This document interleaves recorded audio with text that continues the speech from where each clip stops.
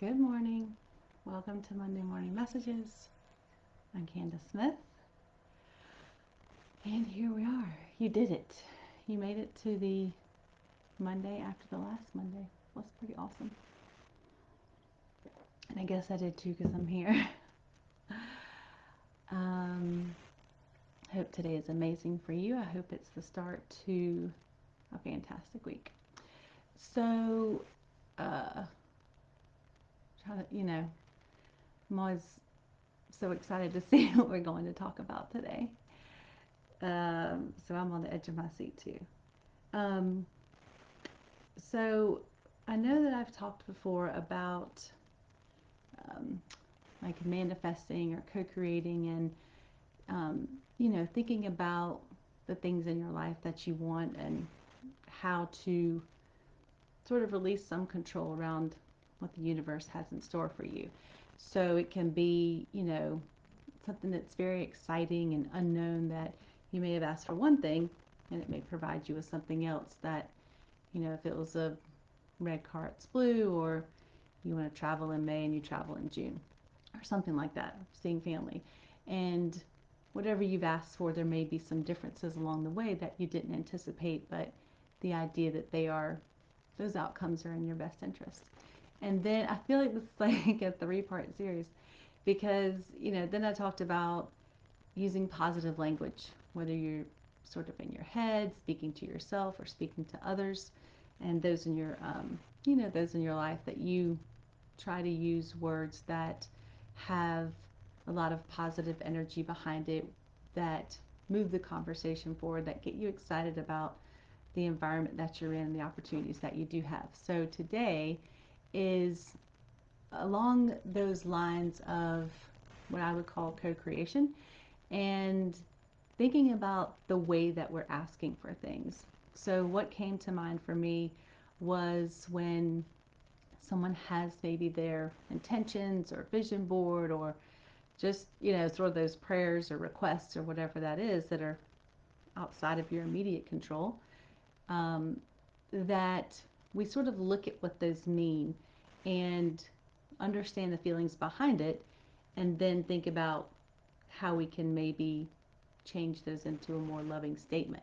So one of the examples that I thought of was, and I've heard often, is when people say I want to be skinny, or that's their thing, like I am skinny, and because you change the I want to be skinny, because that never happens, to I am skinny, and that does happen. And so in allowing for the universe to sort of um, kind of unfold whatever that means for you, there is a way to, and I guess it kind of, what comes to me is when people say that, and I've certainly said it myself. I mean, I'm not exempt from that on any level. But what comes to that when you say, like, I am skinny, like, what comes along with that? And does that really make you feel good about yourself? Is that who you are? And is that really the outcome that you want? Because if, you know, you end up being able to have that outcome, what is your experience and what are the feelings around that?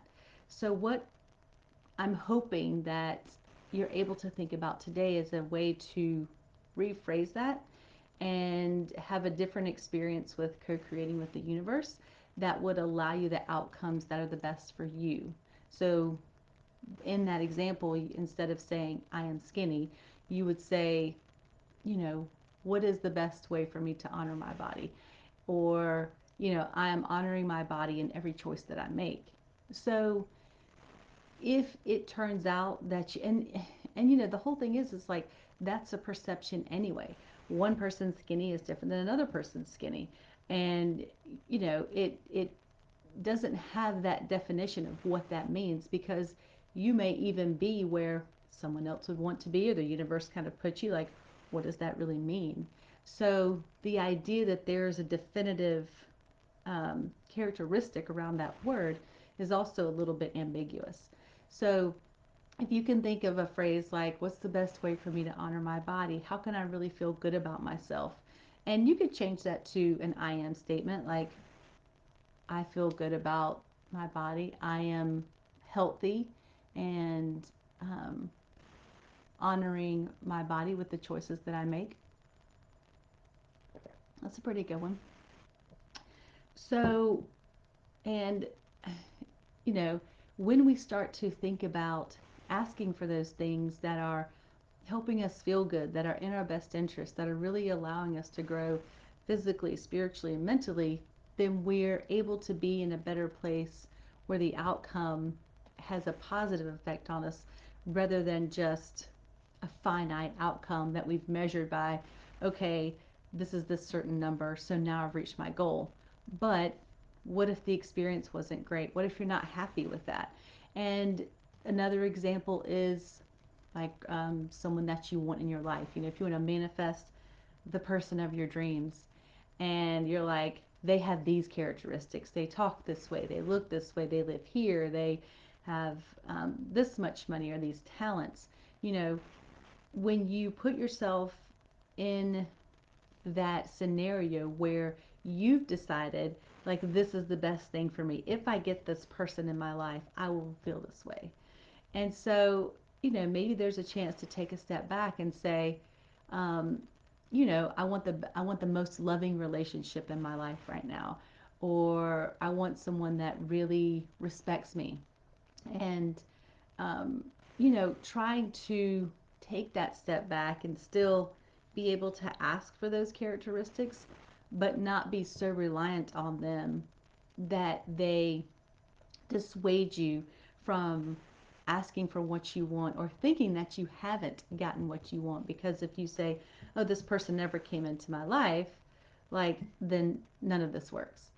So, what the universe is continuously trying to do is bring you experiences and results and outcomes and, you know, manifest things that are the best for you.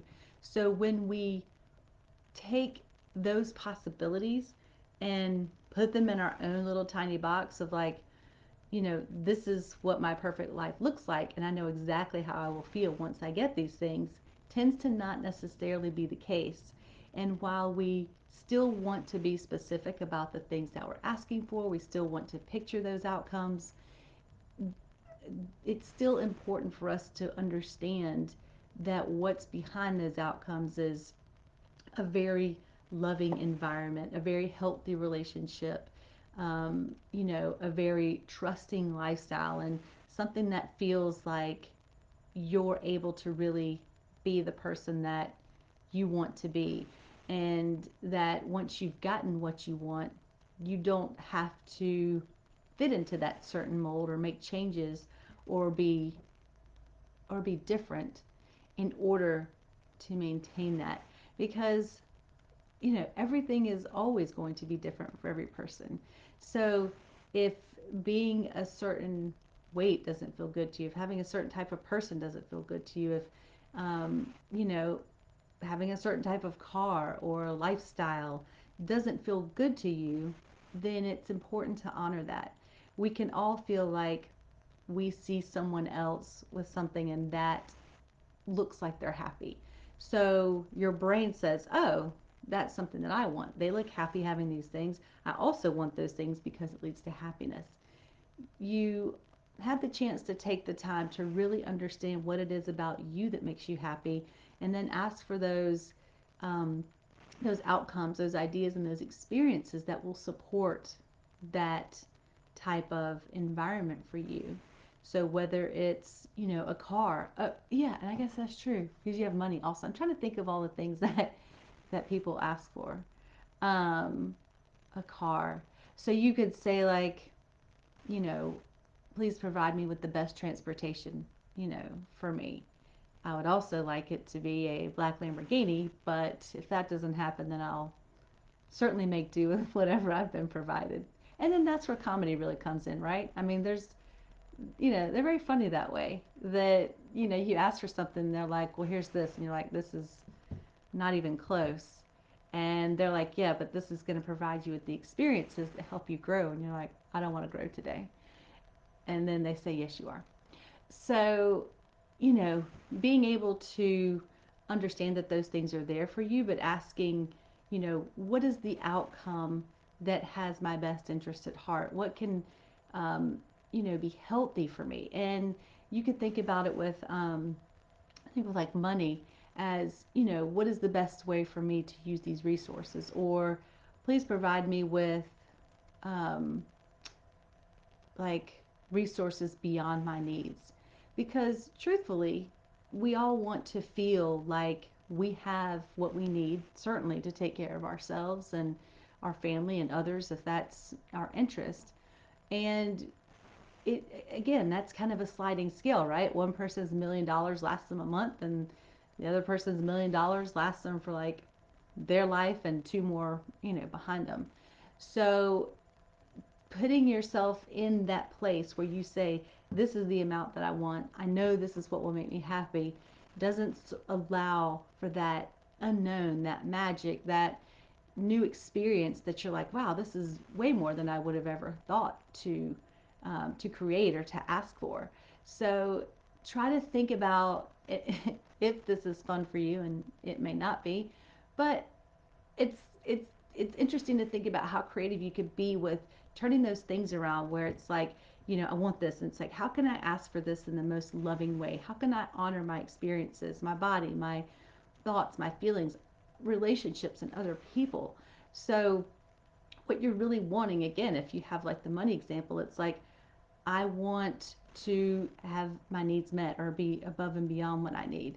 And that ensures that, what if um, what if you ask for like $100,000 and the universe is like, here you go.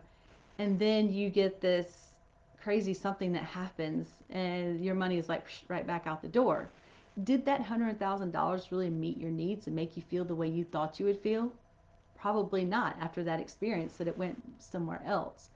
So when you ask for your needs to be met above and beyond what they are, you have the opportunity to tap into so much more that's available to you than you realize.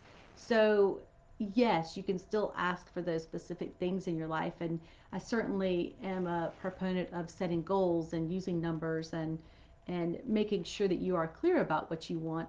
But one step back from that is, what is the best outcome for me? What is the most loving experience? How can I really enjoy what I'm being given, so that you're not just sitting there like, oh, okay, well, great. Well, now I lost this weight and I have this person and I have this much money and I drive this car, but you still don't feel fulfilled. You still have questions. You still wake up wanting something different. So there is a very big opportunity to just understand that you have the chance to ask for something in a really a really loving way that allows you to have probably more than you give yourself credit for, and more than you would have imagined that you could have had. Um, I think that's it. Those are my examples, and of course they're infinite. But it just made me think about some of the ways that you could change those phrases. And when you put that along with like your positive thinking, and then you have those intentions where you're still allowing yourself to be open to the outcomes, then your experience is what's going to improve the most. So I hope you enjoyed today's message. If you need me, I'm here for you. Don't work your week, work this week. And I will talk to you guys soon. Have a great day. Bye.